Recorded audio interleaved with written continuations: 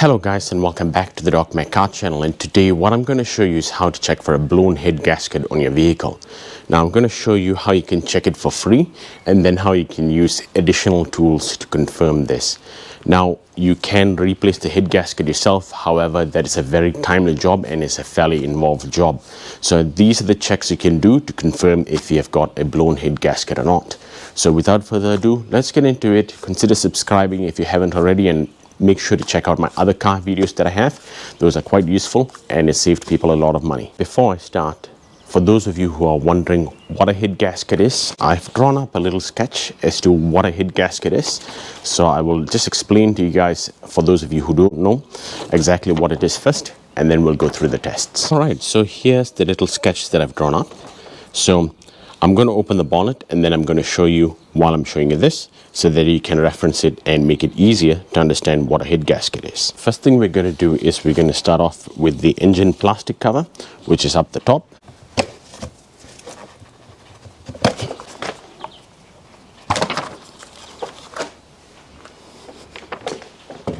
Now I've taken out the plastic cover.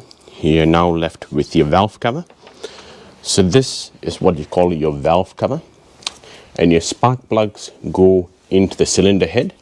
Now this is a valve cover, and that's your valve cover gasket right here, your valve cover, and below that is your valve cover gasket. That's the top of your cylinder head, and that's the bottom of your cylinder head. So this is the top of your cylinder head.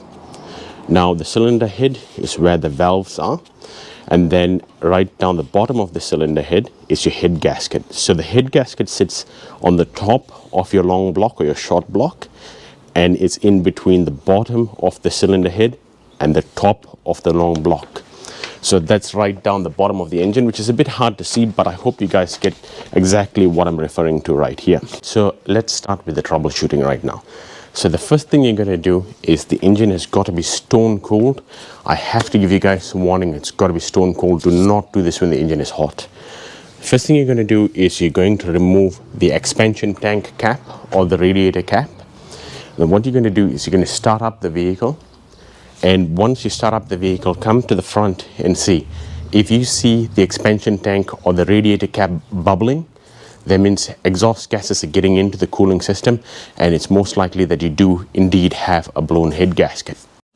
Alright, just to reiterate, what you're going to do is you're going to remove the coolant expansion tank cap while the engine is stone cold, and then you're going to start your vehicle.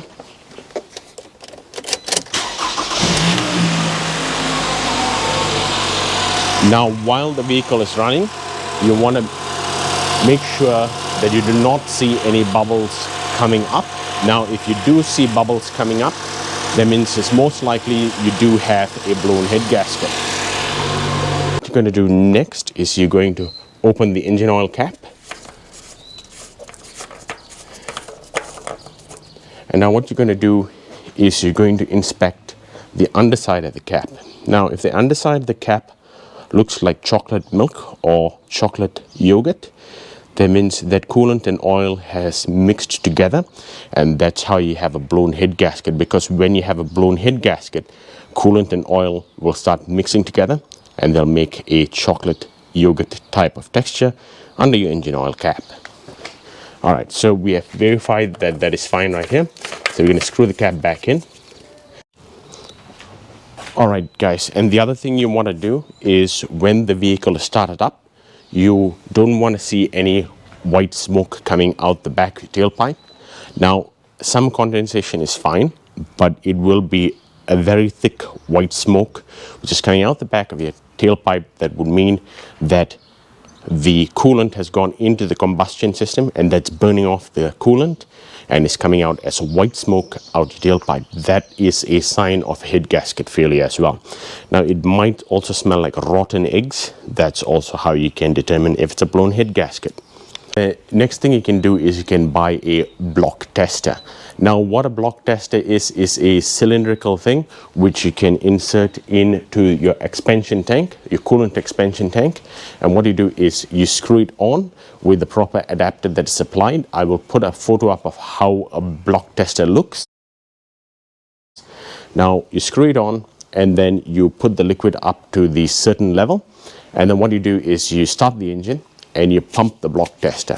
Now, if any exhaust gases has passed the combustion chamber and come into the cooling system, then you will get the liquid turn into a yellow color. A good way of testing if that block tester works as well is you can go to the exhaust pipe at the back and do the same thing, and you'll see the color actually immediately change. That's how you can tell as well. For those of you who would like to advance your testing further, now if you've confirmed number one, you do have air bubbles coming out of the coolant expansion tank when you immediately start the engine when it's cold. That's number one. Number two is your engine oil cap has got a little bit of milkshake residue underneath. That's a symptom of a blown head gasket. Now, a compression tester, where this comes in handy is when you have a blown head gasket. The compression in the engine will be lost. Now, the compression basically is your ignition coil sparks a spark plug, and then fuel gets into the engine and it does its combustion 4-stroke. So it's a 4-stroke engine and it goes through the combustion process. Now, within that process, if it loses the compression, then you do need a compression tester. So now this is how a compression tester looks. And now this is a gauge. And what you do is you screw this tip into the end of your spark plug hole. You'll need to remove all of the spark plugs, disable the fuel pump by pulling out the fuel pump fuse, and then you need to screw this one in.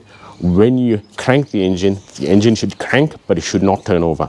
When it cranks, it will go up in the gauge, and all 4 cylinders need to be almost the same. Now, there can be about 5% difference, but you need to check the specs on your vehicle and engine as to what the compression rates are supposed to be and compare them against this. Alright guys, so the next thing you need to do to test is a Boroscope camera. Now you're wondering, what does a Boroscope camera have to do with the blown head gasket? Now inside the combustion chamber, you'll have your piston on the bottom where it starts the compression. Now if you put this down the spark plug hole, you will be able to see the top of the piston. Now, if you see that the top of the piston looks very clean, then the likeliness is that the coolant has gotten in there and it's steam cleaned the top of the piston, and you'll see the piston look a little bit more clean than it's supposed to look. That's also one way that you can tell that you've got a blown head gasket. So this one is a fairly cheap tool to get. It's a Boroscope camera, and basically what you can do is you just turn it on. All right, and there you see, you can see exactly where it's pointing at. That's how you can tell if you've got a blown head gasket. Now there's a lot more things that I can get into, but I wanted to make the video short and sweet, so make sure you subscribe, check out my other car videos, and recommend it to your friends as well. Thanks guys, and I'll see you in the next one.